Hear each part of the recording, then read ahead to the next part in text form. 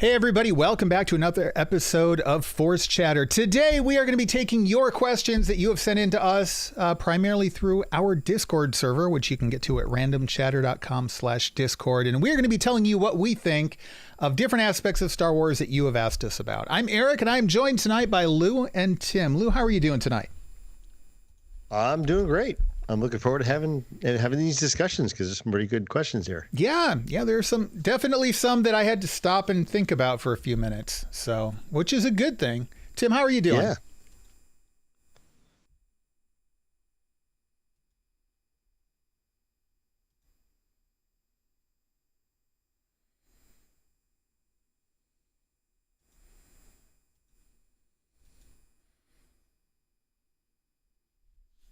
Oh. Yes. Another epic sci-fi that is arguably a bit slower. But today we are going to talk about Star Wars. So we had questions sent in from you guys, the viewers. But first we have a big breaking news item. It really is. So you guys know there's going to be an upcoming Ahsoka series. Hayden Christensen is allegedly going to be cast in it. What? How would that fit in? The most influential character on the title character's life could appear in that title character's show. Wow, I never would have thought that was a possibility. Yeah. Yeah, it has been lighting up the internet, probably because it's the only Star Wars thing to have happened in a long time. And even then, it's not official, I don't think. I think it's still just, it's a strong rumor. I think it was a Hollywood Reporter who was reporting it. So, it's probably true. But, if you'd asked us 6 months ago, we would have also said then it's probably true. I mean, how do you have a series about Ahsoka and don't have some sort of connection somehow to Anakin? So that's it. That's the big news item. I don't even know what else to say about it.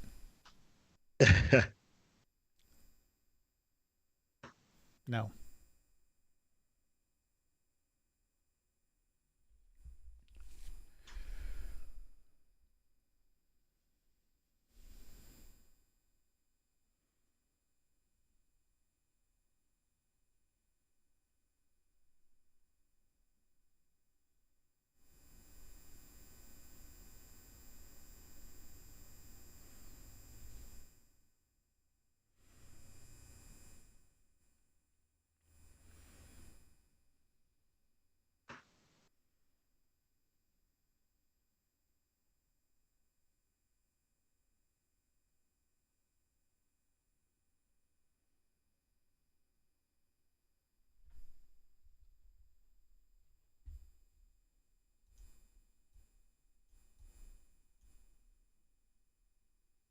I know. I'm looking into it.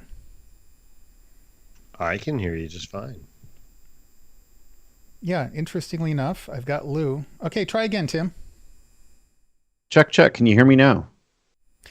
Wow. So the thing I've been trying to get OBS to do for a long time, separating your two audio channels, and it hasn't done it for like 2 years now. You've both always been coming across Lou's audio. All of a sudden, it decided to separate the two of you, and I haven't updated the software or anything. In fact, there's a pending update for it. Yeah. Interesting. Yeah. So to anybody who's been listening and not hearing anything over the last minute or two, sorry. It's all Tim's fault. Yeah. So I'll start over and summarize it, I guess. Whatever we could do to draw this news item out into something that seems substantial. Yeah, absolutely. Yeah. Absolutely. I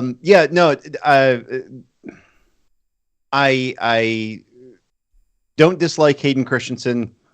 This wasn't a big surprise.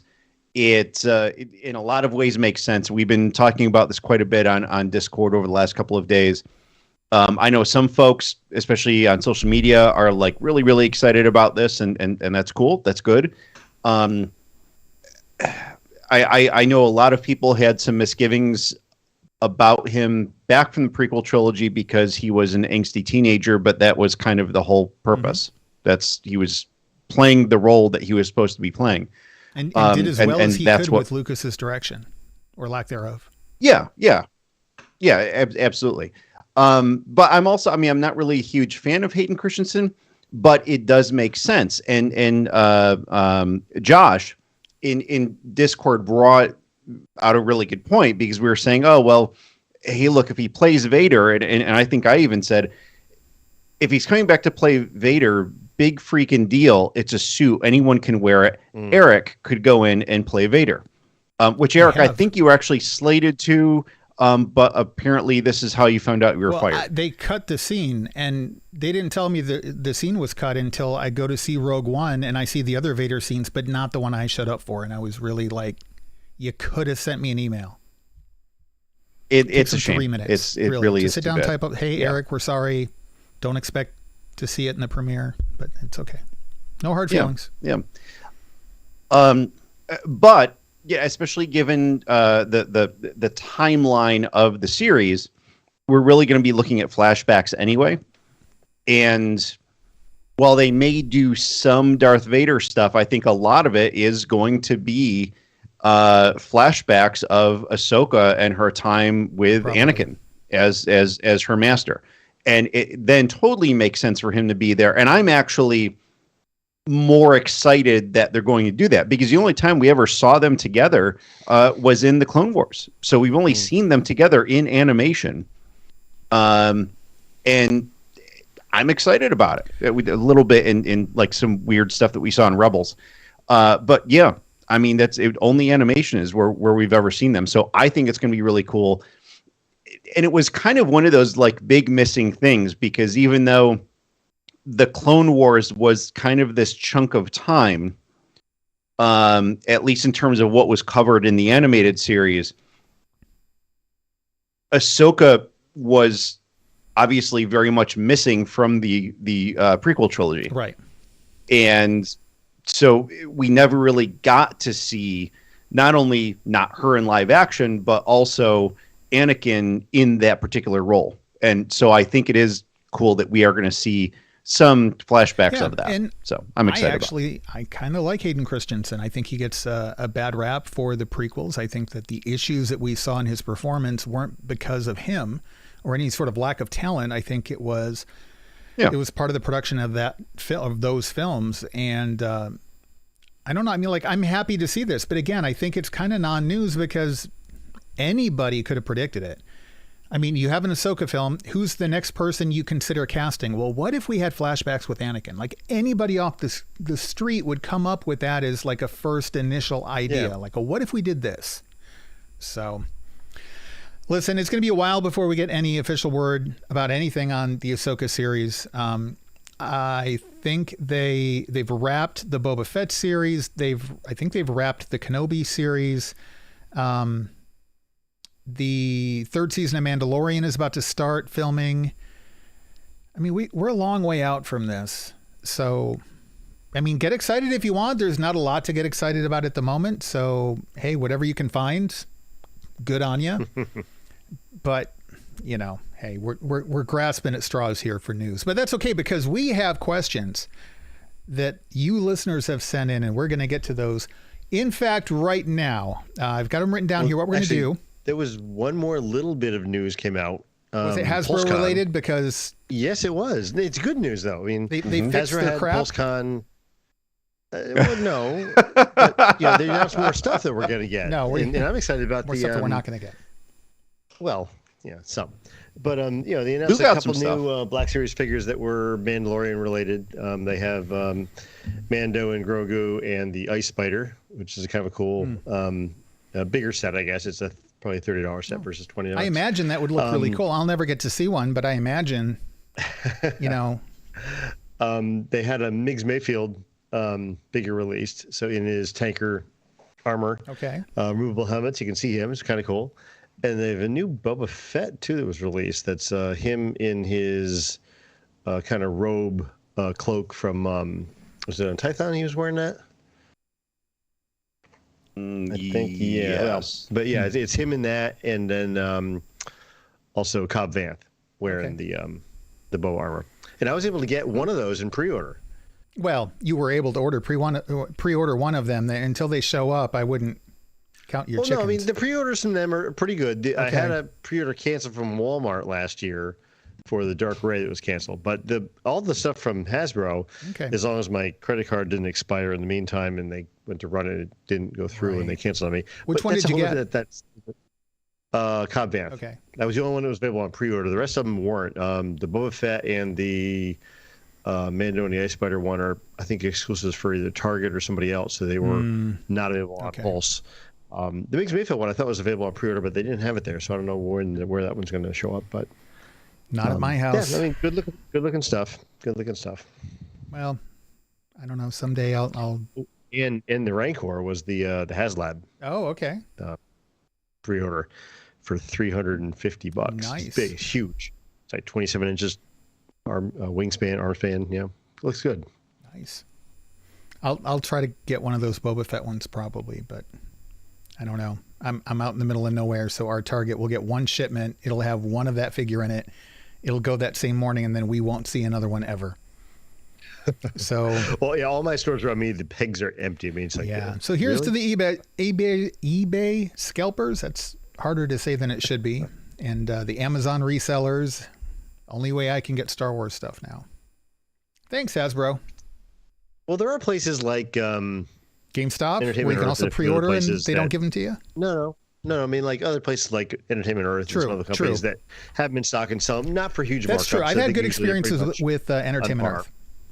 Yeah. That's true. All right. So, but yes, now on to our questions. Yes. So thank you specifically before. What's that? Wait.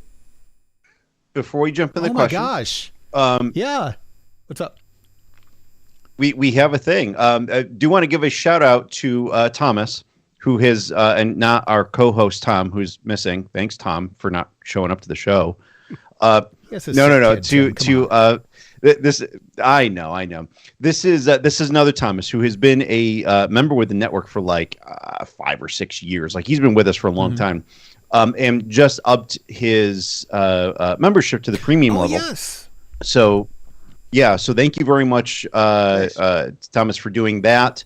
And just so folks know, like one of the big perks of premium membership is that at 3 months in, you get a free Random Chatter shirt, a shirt with the show logo of your choice from the network. So he already got an email from me saying, hey, thank you. And he'll be getting another email from me in about 2.5 months saying, hey, what kind of shirt you want? So nice. Thank you, Thomas. By the way, I have not even gotten a free Random Chatter t-shirt. I had to pay for mine. So we clearly like you here at the network more than we like any of ourselves. I just want to point that out. So for real, thank you. We really appreciate it. And we appreciate all of our donors. So it makes it feel even better to sit down every week and do this when we know that we have people out there who appreciate what we're able to bring to you guys. And we're grateful to be able to have found something that we can do that brings you guys enjoyment. So that's kind of what makes it fulfilling for us. And we're glad that you guys get fulfillment out of that as well. So thank you, Thomas, for joining the t-shirt wearing ranks, so to speak. Now the questions. You guys ready? These are tough ones. Yeah. I'm all set. Okay. So more shout outs to the askers of the questions, Joe, Brian, David, and Mitz, who all hopped into the Discord server and typed these questions up. So first off, this one, interestingly enough, was probably the most difficult one for me. What are the top 5 aspects you would say define a Star Wars movie or TV show? Like what makes it Star Wars for you? And the caveat, no lightsabers, because that's kind of a given. Mm-hmm. All right. So what we're going to do is we are going to go through each question. We're going to start out with a different one of the hosts and we're going to cycle through. So Lou, you are going to start us off on this one. What 5 top aspects would you say? And I'm thinking, okay, I could maybe come up with 3, but 5 is rough. Like what defines Star Wars for you?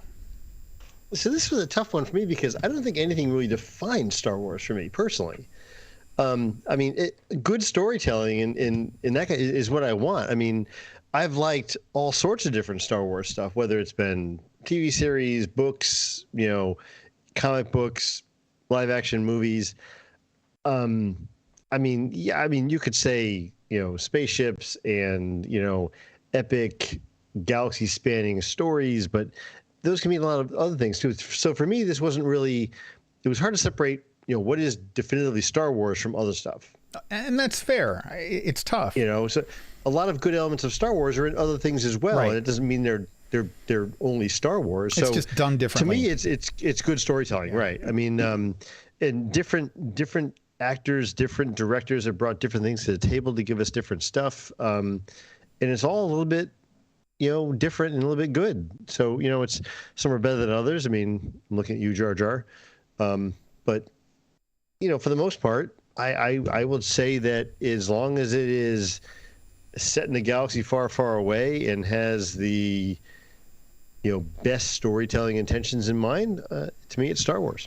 Okay. This is a difficult enough question. It's a simple question, but it's difficult enough that I'm not going to give you a hard time for a cop-out sort of answer there, because I kind of want to, but I can't, because this one really is a little tough. Tim, what about you? What are the 5 things that kind of make something feel Star Wars to you? Certainly the hero's journey. I mean, that's kind of that like foundational, fundamental story arc that we end up following in it, and it has all these different pieces and components to it, and we obviously find that in other things. I mean, none of the things that we really put out there are totally unique to Star Wars, but it becomes this kind of amalgamation of things. The people, places, and things, the creatures, the characters, the planets, the weapons, the ships, the everything, all of that stuff, all of those things that get created for this. I mean, I guess fundamentally that's all world building in a way. So I mean, really just all those components of it and how they pull them together makes it feel very Star Wars. And it's a very rare occasion that I can watch something else and say, you know what, this kind of has, with all these different things, like a Star Wars vibe to it. It doesn't happen very often for me. There's a particular uniqueness to how Star Wars weaves that stuff together. The third thing for me would kind of be the excitement that comes behind a lot of this stuff, which, we see it in Star Wars. It's been around for a long time. We see that excitement in the Marvel fandom now. We see that some in the DC the DC fandom. We generally don't see it like that big in other places. And I think right now it's really Star Wars and Marvel are kind of the things that have that big level of hype to them, which I really appreciate. And the fandom that goes with it, and the Star Wars fandom is kind of there's 2 sides to that coin. The visualizations of stuff that come out of this, just there's an art to it, and I love the seeing any specials that we can, or going to panels at cons, that kind of stuff, where they talk about kind of that whole developmental process. And, George or somebody else had this vision that says, hey, I want a thing that kind of does this or looks like this. And then you have these like incredible artists that then start putting together like 20 different sketches, and okay, they're all variations on the theme, and there's some improvements and there's some changes and all that kind of stuff. And then it's interesting to see kind of what the, what the final thing was. And then the last thing for me, I would say is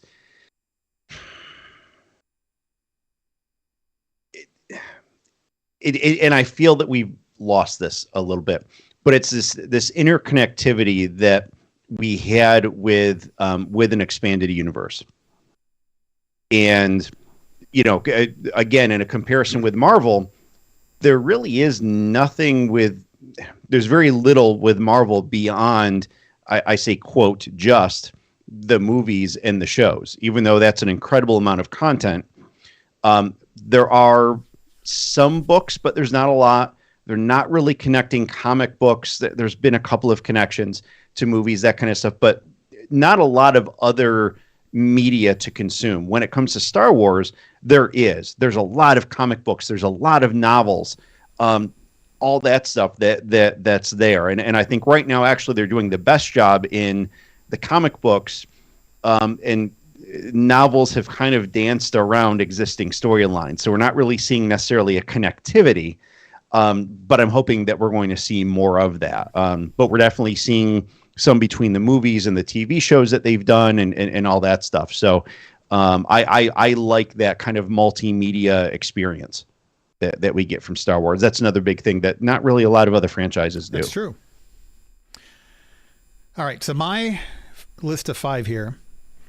I think for me, what really stands out and makes something feel like Star Wars to me is when it has a strong thematic element. And Lou, like you said, Star Wars, it has the same things other things have. It just has it in different ways. And I think that there's a certain way that Star Wars handles themes, specifically the theme of hope. My sons wanted to get into writing stories and stuff, and he was talking to me about, how do you come up with an idea for a story? And I said, well, look at like people telling stories about their lives. It's always about a moment of conflict and them having to overcome the conflict. And a lot of movies and a lot of science fiction cover that and overcoming conflict. But specifically hope is something that Star Wars, not just in the original trilogy, but throughout all of the content, the animated series and everything else, it's a recurring theme that is handled in a way where it goes beyond just the conflict. And to me, that's something that really stands out about Star Wars. Another thing, and you kind of alluded to this as well, Tim, or rather did more than just allude to it, the personal call to heroism, the stepping into the hero's journey and kind of coming into that role, not just necessarily being thrust into it, but really a journey, a travel into that position. I think that's something Star Wars traditionally has done really well. And then along with that, kind of the defining of one's self is something that almost all of the characters in Star Wars do, even to some extent C-3PO, God help us. But like all of the characters, you've got the hero's journey, you've got Anakin, you've got Luke, you've got Din Djarin, etc. But all of the other characters too, they have their own identity that they end up discovering along the way of the story. And I really appreciate that about Star Wars. And to me, that kind of helps something feel more Star Wars-ish to me. And then on a more superficial level, I guess for number 5, kind of the space stuff, the ships. I mean, if we can't count lightsabers, we have to count like the starfighters and not even space battles necessarily, but just the feeling of traversing the galaxy, like the galaxy almost as a character, the diversity of alien species, the diversity of planet ecosystems, the diversity of ship types, all of that throughout the galaxy, I think is something that you get in Star Wars that you get in very, very, very few other franchises. Even when you get it in something like Star Trek, it's handled differently. And so that's something that makes it feel Star Wars-ish to me. Yeah, but just to elaborate on it just a little bit, and I absolutely agree with both of what you guys have said. However, I guess I took the question a little bit differently of what was unique about this for Star Wars, and I was having a hard time coming up with that kind of thing because there's so many good franchises, especially recently. I mean, the visuals of Foundation and that kind of stuff are on a big epic scale, and even going back to stuff in the past that was more, fighter based as opposed to capital ships and stuff. Things were done really, really well that had, probably owed their existence to Star Wars, right. So it's just to me, it was tough to come up with something that was unique because they've taken what was really special about Star Wars and it's been trickled down to a lot of other franchises throughout the years, which I think is great because it's giving us more things to look at. I would say that Star Wars has held on to its grasp of space fantasy in a way that very few other franchises have. For a lot of other franchises, it's still the science fiction and less the space fantasy. So, that's hard to come up with things that are unique because what used to be unique, everybody's doing now. And it's not unique anymore. Right. Well, it's like, Frank in the chat room said, sci-fi, fantasy, and Western. Yeah. And, first thing that came to mind was, absolutely in Star Wars, but like things like Firefly. Yeah. Direct derivative of this and has a lot of the same thematic elements to it, which I love. Right. We all love. Tom isn't with us tonight, as we mentioned earlier. He has a sick family member he's taking care of, but he did throw some show notes in here. So as applicable, I'm going to read them. Except I might skip this one. The first thing in all caps, Y wings. Thanks, Tom. I'm really sorry to hear that your toddler's sick tonight and puking all over the place, but I do kind of hope that your toddler pukes on you for that one. Like just all over your shirt. If Y wings showed up anywhere else, we should be worried. I mean, I like Y wings, but I'm stuck on the Y part. Why? Why do we need these things? Anyway, so Y wings, and he said in parentheses, honestly, any starfighter or capital ship combat is a must. Strong commitment to practical effects and set pieces. Heroes faced with moral gray areas, though I would argue the original trilogy is less morally gray. I think Star Wars grew into moral gray issues, starting with the prequels, but I digress. And then thanks to the sequel trilogy having a strong vision and overall plan for where the story will move, particularly in episodic series. So, all right, we're going to move on to the next question. Which of the following would you prefer for the next Star Wars movie project? And we were given 4 specific options, or option number 5 is something else. Okay, so the first one is something post episode 9 and featuring Rey. Something in the old Republic era featuring, the Jedi of that time period. Something set between episode 6 and 7, focusing on Luke and his Jedi Academy. Or something set in the unknown regions featuring Thrawn and the Chiss. So it happens to be Tim's turn to go first. So Tim, which of the following would you prefer as the next movie project? We can just skip Tim because we know what he's going to say. Yeah, it's absolutely a Thrawn thing. No one's surprised by that. I've talked about it a gazillion times. Beyond that, I more and more have some interest in seeing stuff that went on between episodes 6 and 7. There's so much that happened to the galaxy in that point in time, and I think there's a lot of stuff that's worth exploring. It can be Luke and his academy, but there's also other things. There's so much big picture stuff that's political or very character. I mean, they can go macro or micro in that whole thing. They can shrink it or expand as much as they want. Okay. Next. Something post Rise of Skywalker with Rey. I really like the character of Rey. I'd like to see some more with her. I don't know that we're ever going to get that, but it would be interesting to see,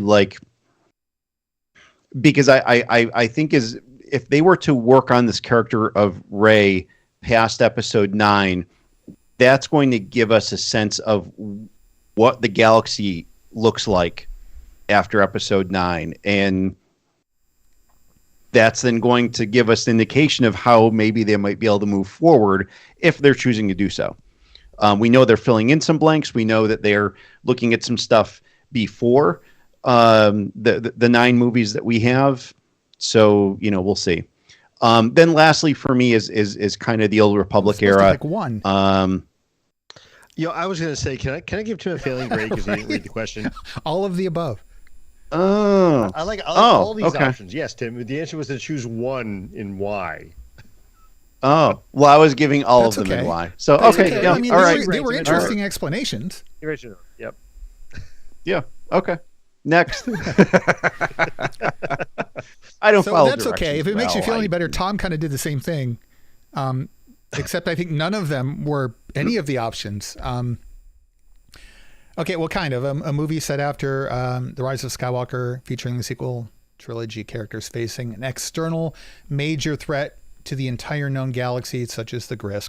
Y-Wings, a Star Wars story. No.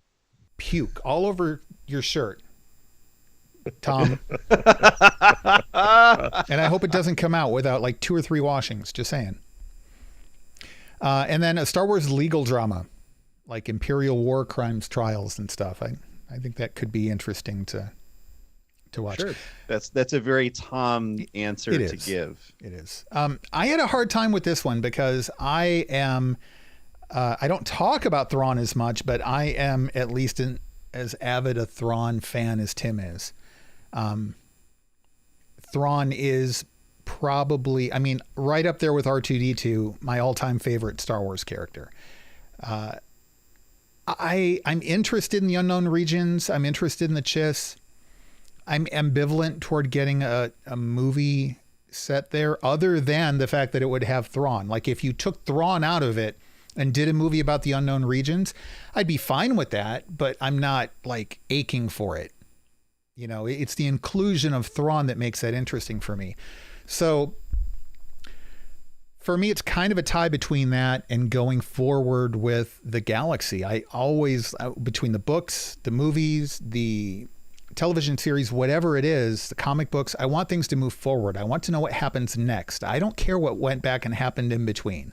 You want to cover it in a flashback or something? Great. You want to throw off a one-off novel? That's fine. I'll probably read it. But for the movies and what I want to call like the primary, the tier 1 media, I kind of want to see a continuation. I want to see what happens next. So I don't know that I would choose episode 10 and the continuing story of Rey over getting to see Thrawn, but it would be really, really, really close for me. Lou, what about you? Before I give my answer, I will say that, you know, the post 9 storyline is very compelling. And I'm also very compelled to find out about the Jedi Academy. But the one thing I don't like about those 2 choices is they're playing in an area that we've had a lot of controversy over. And fans are polarized about what they want to see, what they don't want to see. And I don't think you can make a movie in either one of these areas and satisfy everybody. You know, so I think it's risky to try to do those.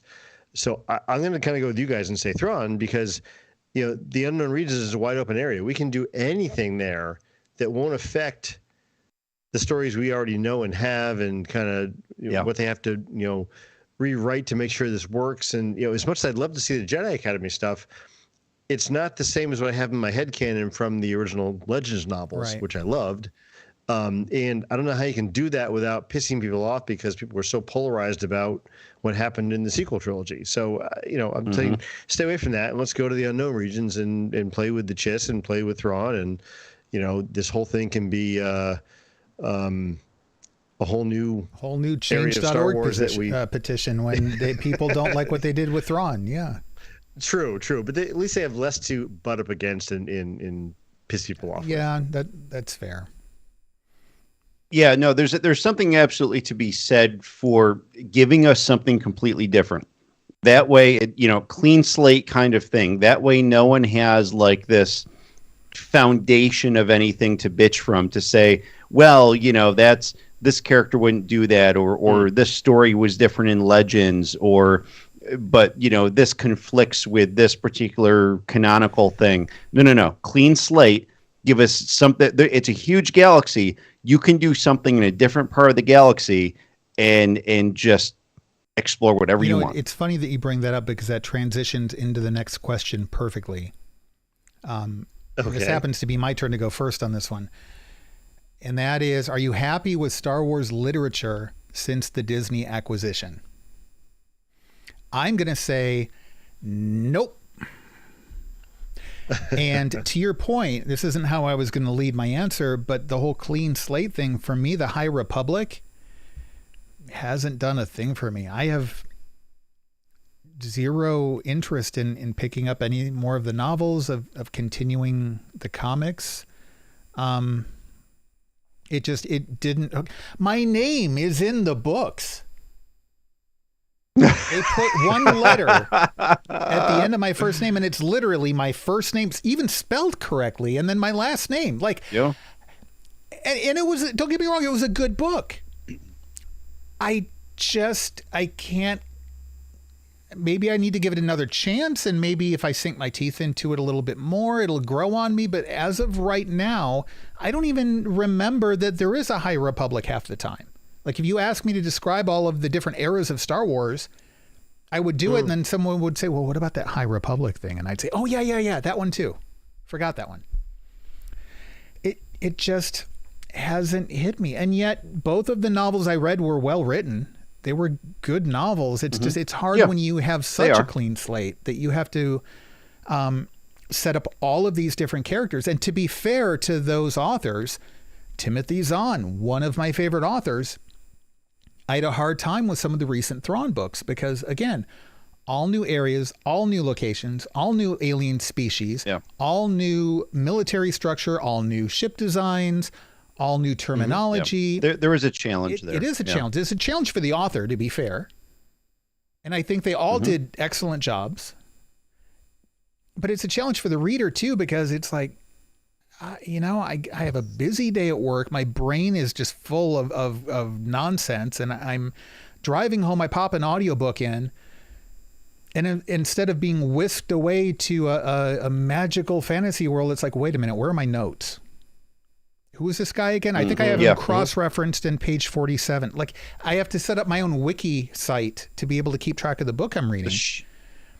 The sheer number of new characters that were thrown at us is incredible. And so, I mean, there's a good side to that, but then the bad side is definitely like, I don't remember the difference between,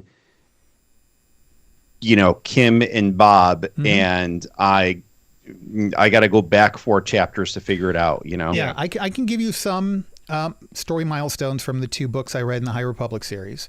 And I can give you some from the first 2 in this recent Thrawn trilogy. But I could not give you a single name out of the High Republic books. And I know that there's more content there. I need to go back and read them. I am about to finish the book I'm in right now. I'll probably go back and pick one of those up. I've still got to get through the Alphabet Squadron trilogy, though. I've got a backlog of Star Wars books, and this is really the first time I've fallen this far behind, and it's because I keep wanting to reach outside of Star Wars for other books. It used to be Star Wars was 90% of what I would read, and then every now and then when there's not a new book coming out, I would grab something else off the shelf. And now I get through a Star Wars book, and it's like, okay, I need something non-Star Wars for a bit now. The comics are good. I just need to go back and catch up with them. But I've liked the comics I've read so far, most of them. The books, a lot of the comics are really good. They do a really good job, and because we talked about the visuals associated with Star Wars, and while obviously there's been a gazillion novels that have come out, especially if we include the old Legends stuff. It is such a visual. We have such a connection to the visuals because of the movies and the shows and the animation and all that kind of stuff. Seeing this stuff in comic book form, I like. I mean, it gives kind of that better mental connection, I guess. For me, though, even the comics have been a little hit or miss, more hit than miss. And I think more hit than the novels have been. There have been some really, really strong novels, some really good novels since the Disney acquisition. There have also been some stinkers. And overall, I'm not, like, I don't get excited about new Star Wars books coming out like I used to. I used to like really get excited, like the day it comes out, I'm going to sit down and read the whole thing. And now it's like, oh, Oh, did that come out already? Oh, wow. Well, I'm going to finish up the book I'm in, and then I was going to start this other one. I may still start that one, and then maybe after I finish that one, I'll hit it. I just don't get excited about it as much anymore. And I think what it boils down to, aside from bringing new authors in, like we haven't seen hardly any of the Legends authors, almost none, other than Zone. No. Which is too bad because we had some really good ones, really good ones. And then in addition, there are all these one-shot novels or these trilogies that are so tangential to anything else in the universe that I don't want to call them disposable because some of them are really good stories. But there's no world building. There's no cohesive ongoing story arc. And say what you will about the later Legends novels, but I liked the fact that you had a story and you knew that the next story was, as I said earlier, what comes next. And that it's building on the events of what happened previously. We had the whole New Jedi Order thing, 19 books if you include the ebooks. And I read every damn one of them. And some of them stunk and some of them were really good. And when you walked away from it, the entire galaxy had changed. And now we're in a whole different world of Star Wars storytelling. And each new series of books after that changed the game. And even when they went back to the prequel books, you still had direct ties to the events of the Clone Wars. So it kind of bounced around a little bit, but you were still kind of in a series of interconnected events that were very specific and very cohesive. And now it's just like, oh, here's a book over here. Here's a book over there. Here's a book that's like way off to the side. And I have a hard time caring about those things because there's no longer any world building. They all have to stay safely self-contained. Yeah. And they're playing it safe. And I get bored with that. Well, and for things like New Jedi Order and the other ones that were, I mean, they were these like massive sagas unto themselves. That even some of the books that weren't as great within those series, they still advanced the story. They were still part of this one big long series of books. Right. So you're definitely bought into it. It's like, I'm not going to read books 1 through 7 and skip 8 and then pick up 9. No. Right. I'm gonna read 8. And you know, there's still something that happens in there. It still advances the story. It's still playing with these characters in this situation, and it defines it a little bit better, or whatever. So, yeah. And you could argue that's what they're doing with the High Republic. It's just it's all new characters.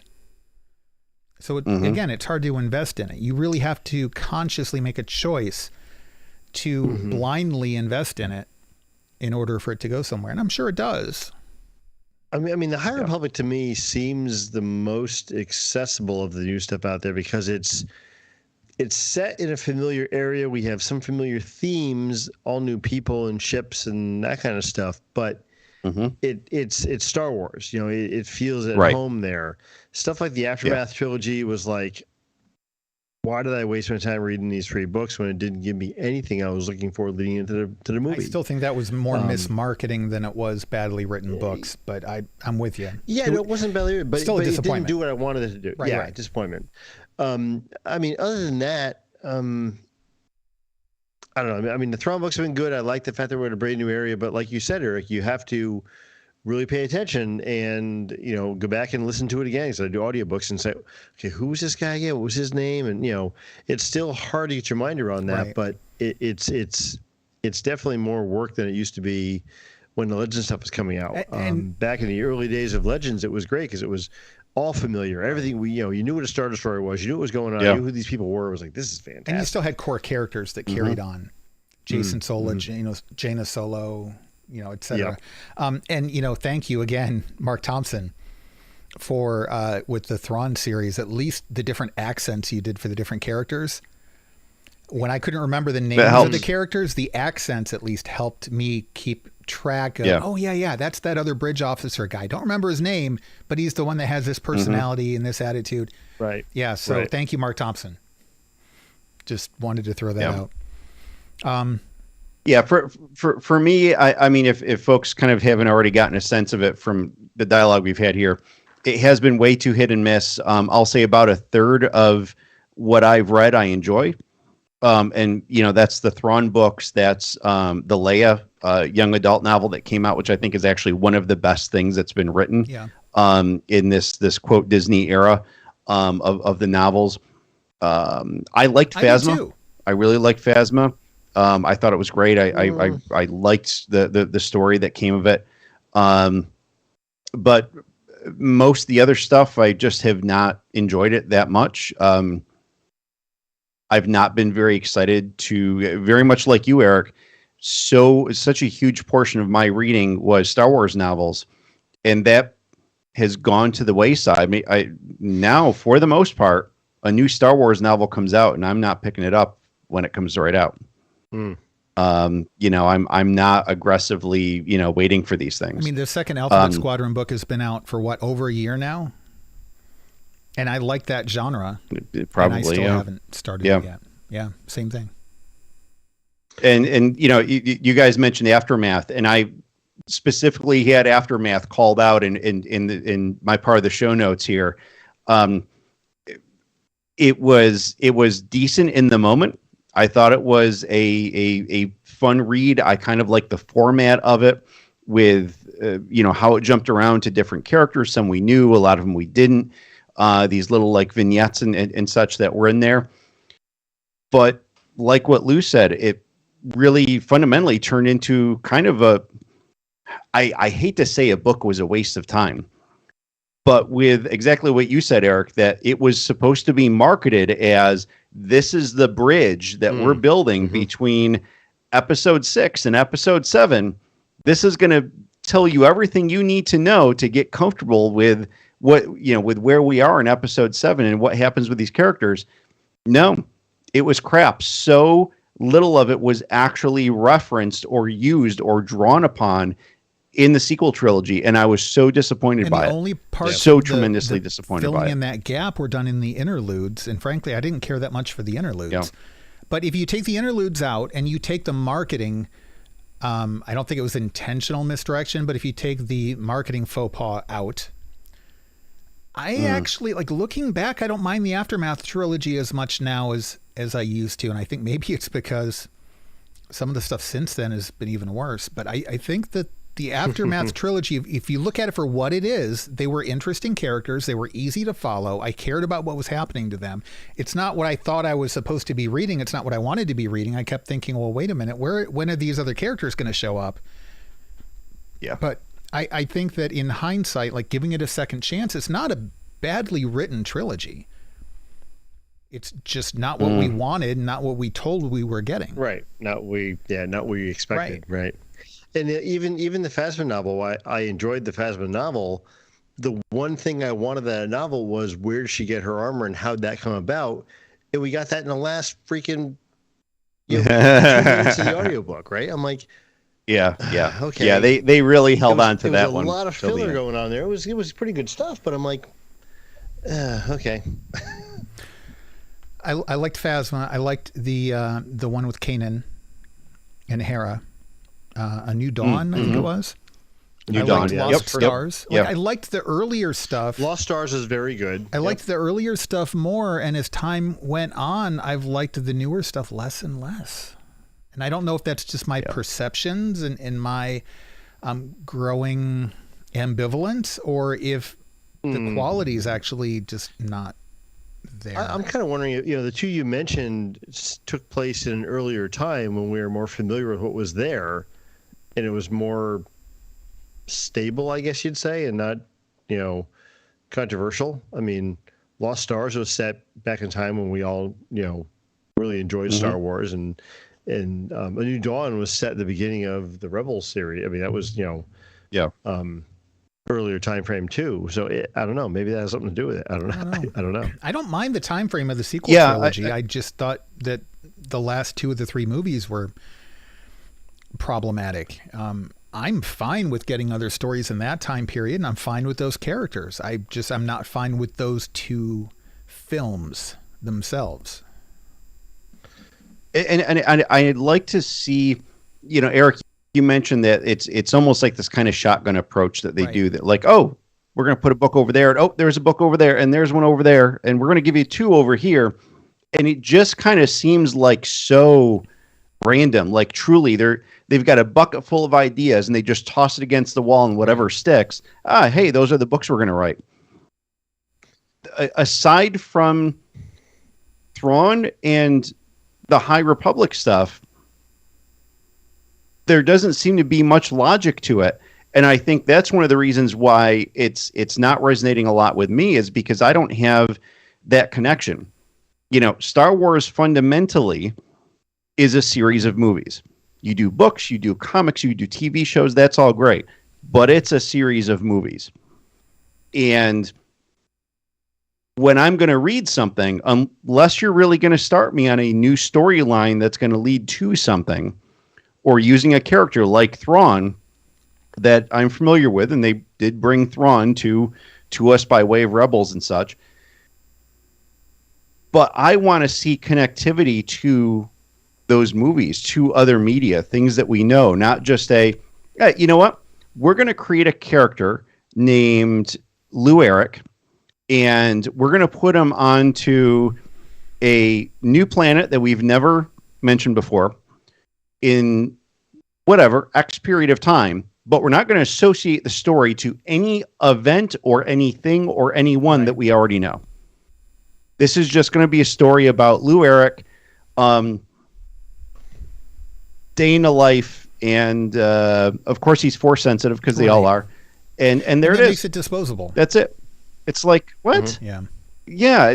Give me something again that feels to me like it matters. And that's really what it boils down to. So many of these books, good or bad, don't matter. Yeah. And some of them may be perfectly good stories on their own, but as a Star Wars fan and looking at things from the big picture of the totality of Star Wars, I like stuff that's connected.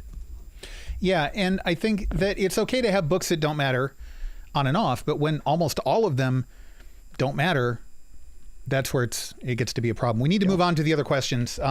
Tom did have some thoughts on this. He said overall he's been pretty happy, but he worries that the pace of releases is too rapid now. He's behind on books, and the prospect of catching up on the High Republic and others seems daunting.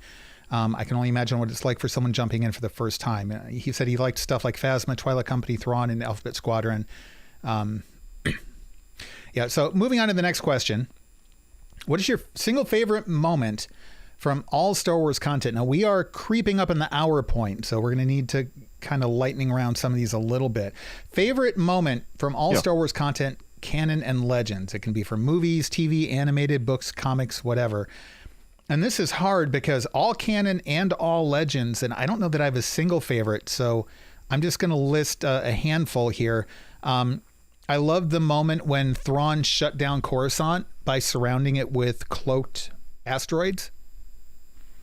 So you couldn't leave without the fear of maybe hitting one, and you didn't. Maybe there were covering the planet. Maybe there were none there at all. You didn't know. I thought that was a brilliant move. Mm-hmm. Some of Timothy Zahn's tactics that he wrote for Thrawn were incredible. Corran Horn, when he was captured, solving the puzzle of the Lusankia. I won't give more information there in case anybody does decide to go back and read the X-Wing books later on. I loved Boba Fett's battle scene in The Mandalorian Season 2 after he got his armor back. I loved the book Traitor in the New Jedi Order. It came out near the end, and it was focused just on Jason and another inmate. And that was like pretty much the whole book. And I thought that was a fascinating exploration of some of the questions, both ethical and moral, about the Force and the light side and dark side. I thought that was brilliant. Theatrically, I loved the Battle of Hoth. I loved Jango versus Kenobi scenes in Episode 2. And for comics, my favorite comic book moment is the battle between Darth Maul and Darth Vader. And I think it was in Star Wars Tales. Forget the issue. It might have been like number 8 or something. But great moment, a great battle, but with a really poignant story moment in it as well. So didn't have one single, but those were my tops. So Lou, what about you? Like you, there's so many things you could pick out, but I think that one that really kind of resonates with me was the the research facility at the center of the Maw cluster. Oh, okay. That the Empire set up, where they had the Sun Crusher was there, and all the other R&D stuff they had developed that were these galaxy controlling super weapons that were just being locked away and never really used. And what was he? Admiral Dalla was in command. Of the site, and I thought that was a fantastic design, I guess you'd say. Yeah, great place to hide. And she was like this absolute badass that like everyone feared. Yeah, and then which like they built her character up incredibly. Right, when she finally got out, she just had failure for failure for failure, which I thought was interesting because she had never been tested in real battle. I'll say one more thing too. I thought the Plagueis novel, all of it was awesome. Oh, that was good. So, I'll just say that. Yeah. Tim, what about you? Yeah. To me, the Plagueis novel is still canon. Oh yeah. In my head. I found him. Repeat. I found him. That to me, that line, that moment with Zev Sineska finding Luke and Han in the wastes of Hoth is like, that's like one of those just like really cool emotional things. So that of itself, but then because right from there, it then leads into the Battle of Hoth, which is the thing that has always stuck with me the most out of all of Star Wars. It's the thing that someone says Star Wars, my brain goes to that. Always to the Battle of Hoth. Wow. I think it's just from when I first saw the movie, I was so wowed by that. And there have been times like if Empire Strikes Back is on TV, I will watch up through the Battle of Hoth, and I love the rest of the movie. It's great. But I oftentimes will just simply watch through the end of the Battle of Hoth and then go watch something else. It was an intense battle. It's fantastic. It's the visualizations of it are great. It's one of the few land battles that we have, and certainly at the time, the only land battle that we had. Just like so cool. And, we had these giant freaking walking things, and I like, winterscape types of things. And I love like this World War II feeling that they had to it with this, the system of trenches and the bunkers. And I love, just fantastic. Oh, it's one of my favorite scenes from any of the films. Yeah. And of course, Tom's got a Y-wing quote in here, so we're going to move right past that. All right, again, real quick, because we need to move along here. I don't know why I've got Lou going first again here, but I do. What planet would you live on, and what job would you have? It's something tropical. I'm thinking Scarif without the Imperials, but something tropical where I could, run a resort and kind of, have my own little bar set up on the beach. Okay. All right, Tim. It was tough. And for as much as I said, like, I really like winter stuff, like there was this, my first reaction was, I'd live on Hoth. And then you thought about it. But there's not a damn thing on Hoth. Here. Yeah. And then it's a nice place to visit. I kind of thought it through. Yeah. And then like Mos Eisley seems pretty cool. But then I thought that went through, and it's like, there's some issues there. Naboo, I think, is kind of what it settles on for me. Yeah. And what I would do, probably a restaurant. I mean, that's what I've, even here in real life, I've said, if I didn't have, if I wasn't in the profession that I'm in now, I would love to run a restaurant. And I know food service is like, just punches you in the head every single day. It's one of the hardest things out there. But food makes people happy. And hey, it would, all the people that you would have coming in, and you get to talk to them, and because, hey, everyone's got to eat, Yeah, that's true. Tim, set up a restaurant next to my bar. I'll be all set. Right. There you go. And I'm down with it. I'm down with it. Tom said he would set up a law office in Mos Eisley. So there you go. Catering to all the finest scum and villainy in need of legal services. Yeah. Reminding me of that lawyer commercial from Robot Chicken. Have you had your arm chopped off by a jetty? Yeah. So for me, this was kind of rough too, because most of my favorite environments, Hoth aside, which is just unlivable, all had like really weird political situations, or like if you look at Alderaan, like way back when, the politics were insane. If you look at before the Big Bang. Before the real estate prices kind of dipped. Mandalore, etc. I would probably say Naboo, except I don't like the style of architecture, and I don't like the style of clothing, and the whole kind of retro Flash Gordon aesthetic would just really annoy me a lot. But there's Gungans. I don't even mind the Gungans as much. I think just if I didn't have to wear some of those outfits. And the starfighters were goofy looking, and the pistols were goofy looking, and the buildings were okay. What is that, like Spanish Renaissance era something? I don't know.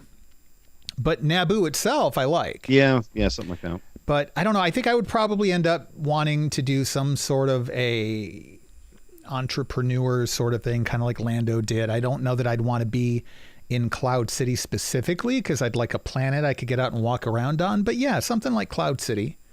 Kind of running a business or a community or something like that. I think it could be fun. So this next one might run a little long, so we're going to try to answer this one quickly. What one question would you ask for each of these people? George Lucas, Harrison Ford, Mark Hamill, Carrie Fisher, and then an odd selection, Tamar Morrison. So, Tim, you're up first. George Lucas, I want to know what ideas and visions he had beyond what he gave us. Okay. People say, oh, well, George hated the sequel trilogy and what they do. All right. Well, George, tell me what you had envisioned for the sequel trilogy. What other stories did you want to tell? Harrison Ford, sorry, folks, he is not going to answer any questions about films. If you've ever seen an interview with Harrison Ford, all due respect to the guy, when he talks about his art and it's just kind of his stance, he becomes a total jackass. He doesn't like but press. He will talk about. I think if you were a person, no, he doesn't. And you asked him like in a casual conversation, if you were hanging out and stuff, he'd probably answer. But he does not like interviews. Yeah, probably. Yeah. Probably. I'd simply like to talk to him about his life. He's even aside from film, he's done some really interesting stuff, and he seems like this really cool, very, very down to earth guy. He plays characters that are like over the top, Han Solo, Indiana Jones, etc. But he's really just this grounded guy. Mark Hamill, I want to know if he's going to be in Guardians of the Galaxy 3. That's one of the latest rumors that's out there right now. And I want to know if he's going to be in it and all about it. Carrie Fisher stumped me. I thought for a long time about this. I don't know. I don't know what I would ask her. And it's not that I'm without things to ask her, because there's a lot of things that I think simply having a conversation with her would be fascinating. And I don't know what my big question would be, but I think having a conversation with her absolutely would have been fascinating. Tamar Morrison, he's the ultimate multiple man. If you're familiar with Marvel Comics, you know what I mean. Considering he's been cloned a gazillion times over, so I want to know, kind of putting his head into that, how he feels about that, what his thoughts are about that. And then kind of similar to that is that he himself has brought a lot of representation to Star Wars, to this huge universe. And I've heard little snippets of things in interviews, he seems to recognize that weight that's on his shoulders of it. But he's also having a fun time with the roles that he plays. So I don't know. I think I just want to largely, almost like Carrie Fisher, he's someone who I think just having a sit down and have a couple beers with the guy. Absolutely. That would be a great conversation. I'm going to skip over most of Tom's just for the sake of time. The one I would pick out of here, For George Lucas, he says probably a series of what-if style questions where I'd force him to explore some wacky pathways for the main heroes and villains. So, all right. So for mine, I would ask George Lucas, Harrison Ford, and Carrie Fisher the same question, but for different reasons. I would ask them if they could go back earlier in their careers and do things differently, what would they do differently? George Lucas, because I know that getting the first movies done was a struggle, and then the prequels was a struggle, and then he's been bashed by people online, and there's a long story there over his career. Harrison Ford, because when he got into making movies, like we were just talking about, if you look at where he's at now, there are only a few people that he'll do interviews with and actually answer questions. And they're the more personal people like Jimmy Kimmel, etc.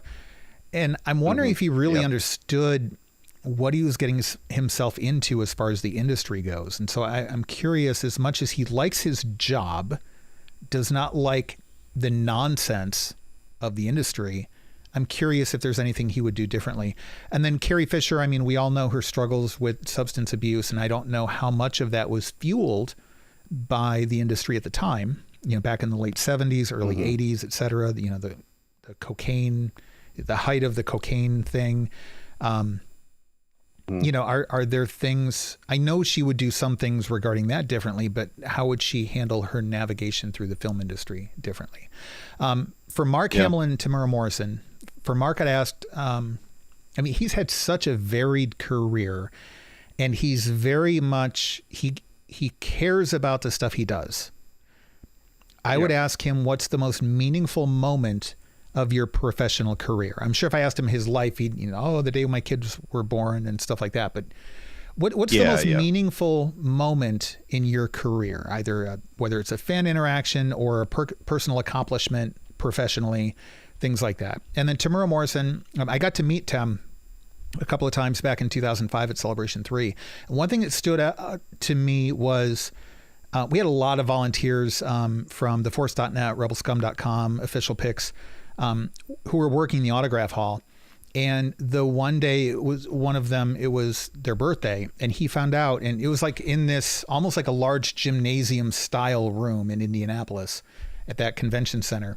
And he went and he found a microphone. This guy's supposed to be sitting there making money. The more he signs, the more he gets paid. Instead, he goes and grabs a microphone, gets it through the PA system, and sings happy birthday to her. And there's like thousands of people in this That's cool. autograph hall. So then everybody starts singing, and I'm thinking, wow, to have thousands of people sing to you on That's your cool. birthday, including celebrities. So Ian McDermott and, David Prowse and Jeremy Bullock and Peter Mayhew. Everybody's singing happy birthday to you. And I'm thinking that must be like just an overwhelming moment. And he knew it would be for that person. And that's cool. Why he did it. And another person, he had a fan come up from New Zealand. And, the kid, it must have been early 20s. I love telling this story. He was, said, I'm from so-and-so in New Zealand. It's like, oh yeah, that's where they do the such and such. And he's, and I'm part of that tribal, I forget the name of the tribal dancing sort of thing that they do, like the war chants and stuff. He's like, oh yeah, I used to do that. And he's like, yeah, I'm in this group that does it. And he got up from behind the table and started doing all of these like these little tribal chants with the sticking your tongue out and swing your weapons around in the air sorts of things.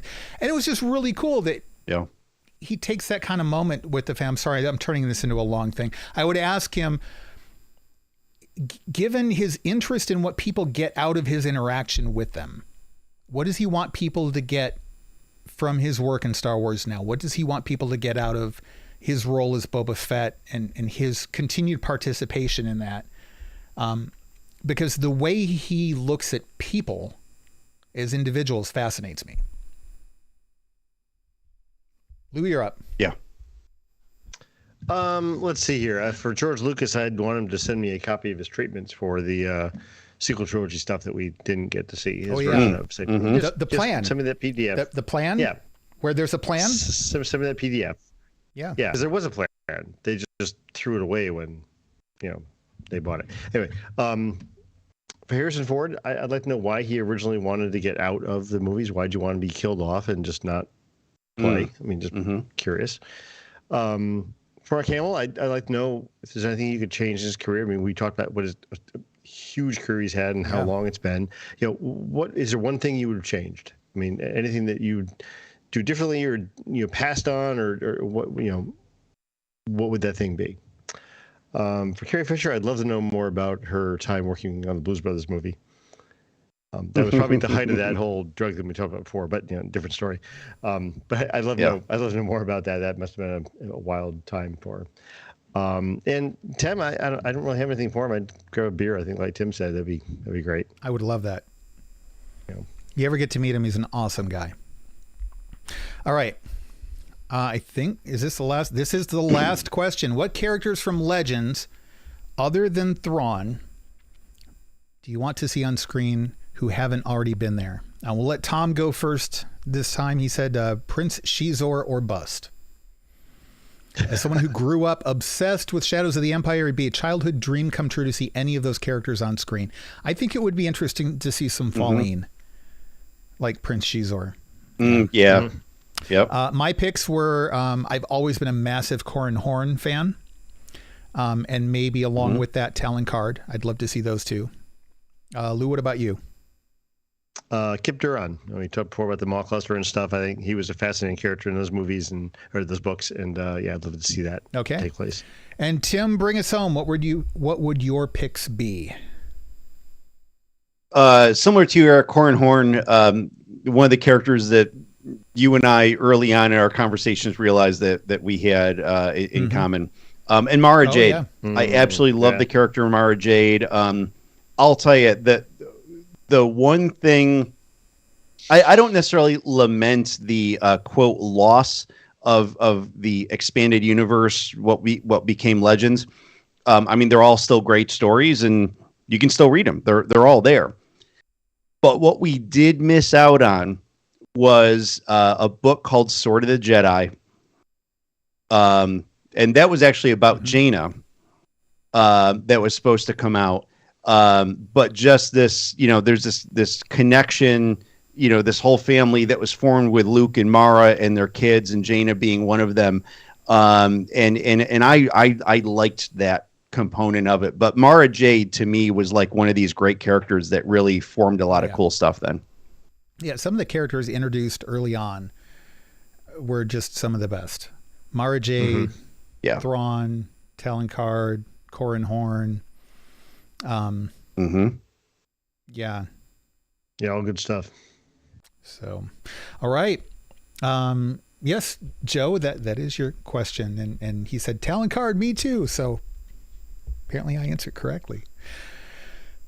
Okay, well, that's going to do it for this episode of Force Chatter. I know it ran a little bit long, but there were a lot of good questions in here. So if you would like to ask us some questions, we will definitely be doing this more often, especially until Lucasfilm decides to start giving us actual news to cover.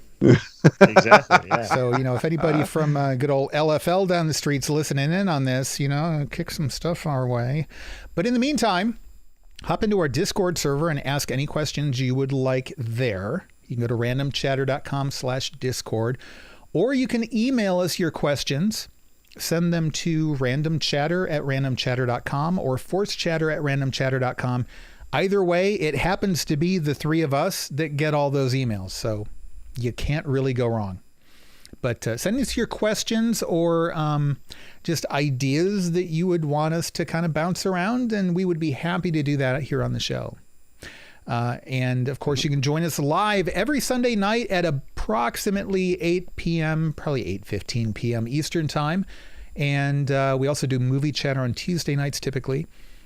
And you can hang out in the chat room with us, listen to us live, see our smiling, beautiful faces here on YouTube. Or you can watch us later on YouTube. If you go to youtube.com/randomchatter, you can hit the subscribe and like button.